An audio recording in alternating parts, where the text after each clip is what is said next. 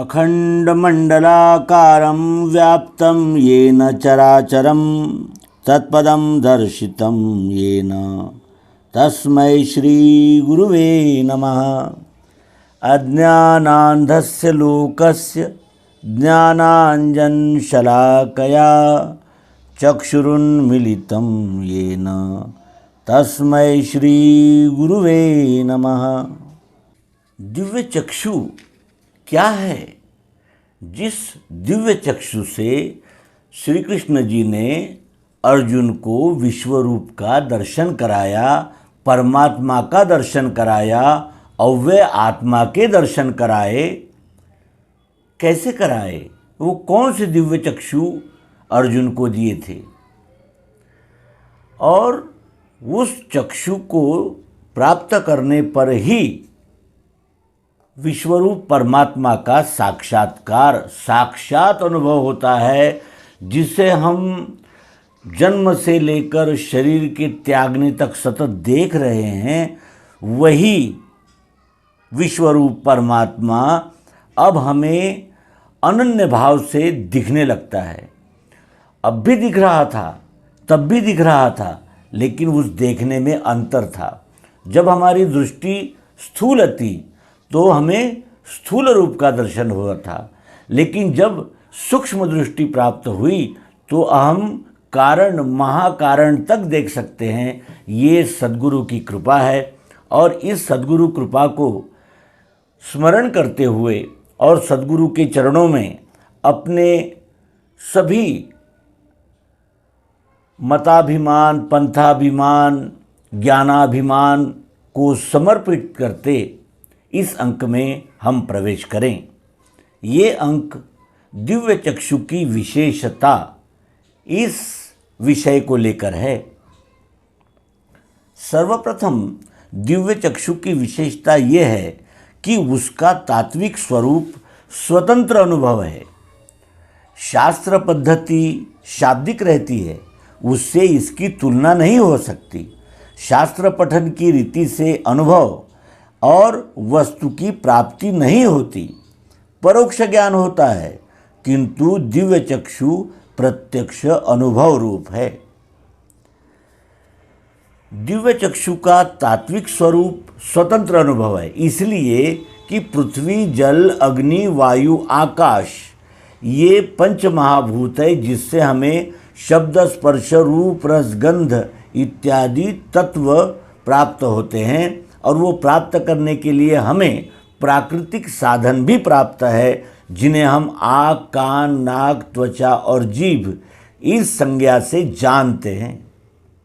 जानते तो थे, जानते अब भी है, लेकिन अब उसका तात्विक स्वरूप जो है वो हमें पता चला है, और ये स्वतंत्र अनुभव है। इसको किसी भी शास्त्र से, रीति से, उपासना पद्धति से मिलान किया नहीं जा सकता, क्योंकि इसका स्वतंत्र अनुभव है। शास्त्र पद्धति शाब्दिक रहती है। वेद, उपनिषद, अनेक धर्म ग्रंथ, अनेक टीकाएँ, दार्शनिक ग्रंथ, ऐसा अनेक विपुल ग्रंथ संभार उपलब्ध है, और उसमें भी अन्य संप्रदाय, अन्य पंथ, अन्य अनेक प्रकार के साहित्य उपलब्ध है, जिसमें तालमुद है, बाइबल है, कुरान है, त्रिपिटक है, धम्मदेशना है, जैन लोगों के विविध संप्रदाय के ग्रंथ है। ये सब कुछ शास्त्र भंडार है, विचार भंडार है, लेकिन ये केवल शब्द ही है। उन शब्दों से इस दिव्य चक्षु के अनुभव की तुलना नहीं हो सकती, क्योंकि शास्त्र पठन की रीति से अनुभव और वस्तु की प्राप्ति नहीं होती। क्योंकि शब्द से, जल जल कहने से हमारी तृषा, प्यास नहीं बुझती। अन्न अन्न कहने से हमारी भूख नहीं मिटती। औषध औषध कहने से हम रोग मुक्त नहीं होते। क्यों? क्योंकि वो प्रत्यक्ष अनुभव की बात है, और अनुभव ही वस्तु की प्राप्ति है, ऐसा कहना योग्य होगा। शास्त्र पठन परोक्ष ज्ञान है, पर अक्ष यानी जो आंखों देखा नहीं है, कहा सुना बताया लिखा इस प्रकार का ज्ञान है, और इस ज्ञान से ये अनुभव प्राप्त नहीं हो सकता, क्योंकि दिव्य चक्षु प्रत्यक्ष अनुभव रूप है। दिव्य चक्षु से सांप्रदायिक कल्पनाओं का नाश होता है। दिव्य चक्षु प्राप्त हुए कि फिर मत, पंथ, संप्रदाय, ग्रंथ, इन सारी सांप्रदायिक कल्पनाओं का नाश होता है, अर्थात लय होता है।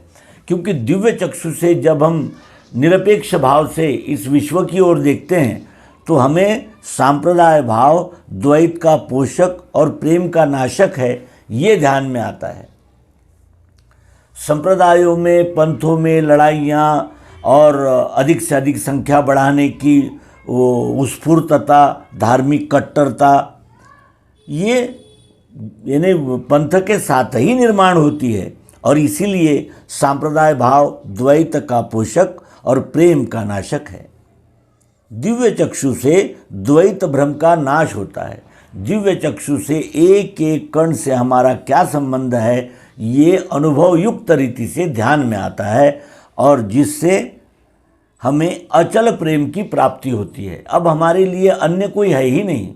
जो पिंड में है वही ब्रह्मांड में है, जो एक में है वही सब में है, और सब मिलकर ही वो बना है, और उससे कुछ अलग है नहीं।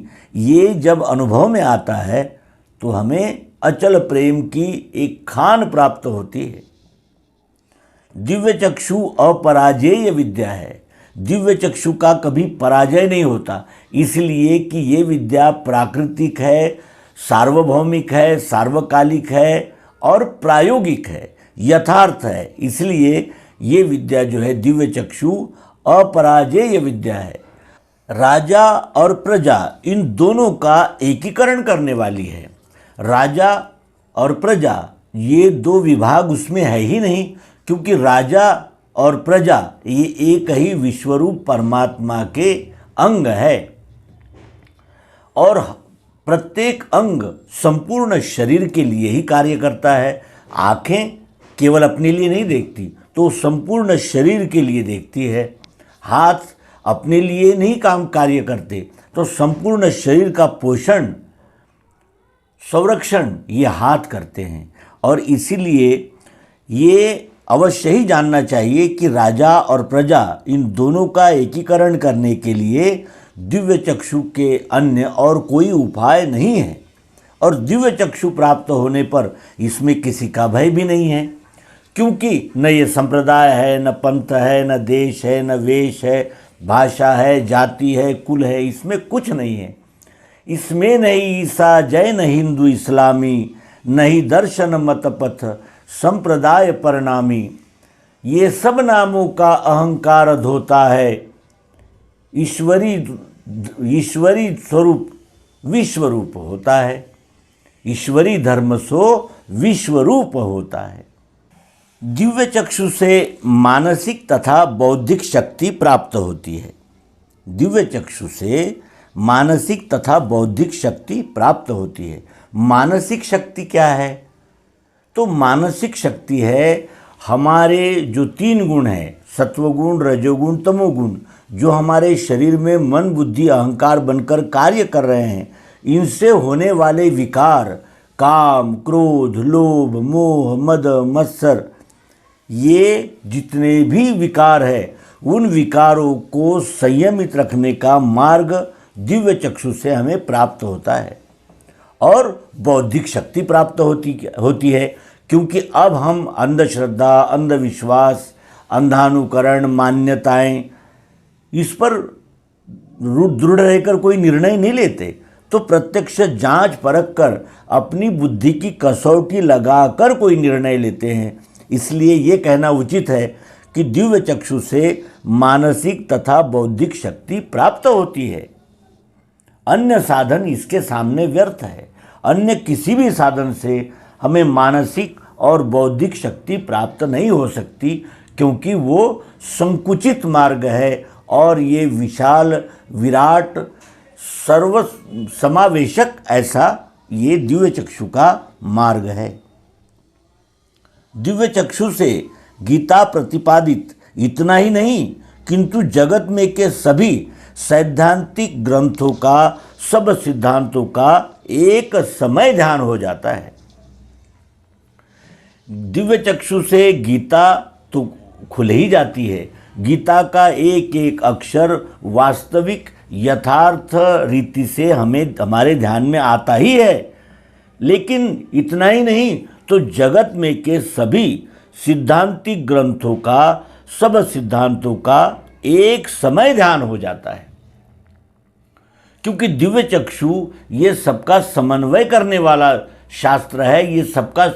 ये समावेश करने वाली दृष्टि है, और ये सबका समावेश करने वाली दृष्टि रहने से जगत में के सभी सैद्धांतिक ग्रंथों के मुख्य मुख्य जो सिद्धांत है उनका ध्यान हो जाता है, और उनके सीमितता और उनकी विशेषताओं का संपूर्ण बोध हो जाता है, क्योंकि दिव्य चक्षु का अनुभव हमें बौद्धिक और मानसिक दृष्टि से शक्ति प्राप्त करा देता है। तो दिव्य चक्षु से क्या लाभ होते हैं और दिव्य चक्षु में क्या विशेषता है, इस विषय में इस अंक में हमने आपसे चर्चा की। और इस चर्चा में कहीं कोई त्रुटि हो या आपका कोई प्रश्न हो तो कमेंट बॉक्स में हम आपका हार्दिक स्वागत करते हैं। आप सभी ने दिए हुए सहयोग, प्रोत्साहन और मार्गदर्शन का धन्यवाद व्यक्त करते हुए इस अंक को समापन करते हैं। नर्मदे हर सद्गुरु भगवान की जय, विश्वरूप परमात्मा की जय। ओम शांति शांति शांति।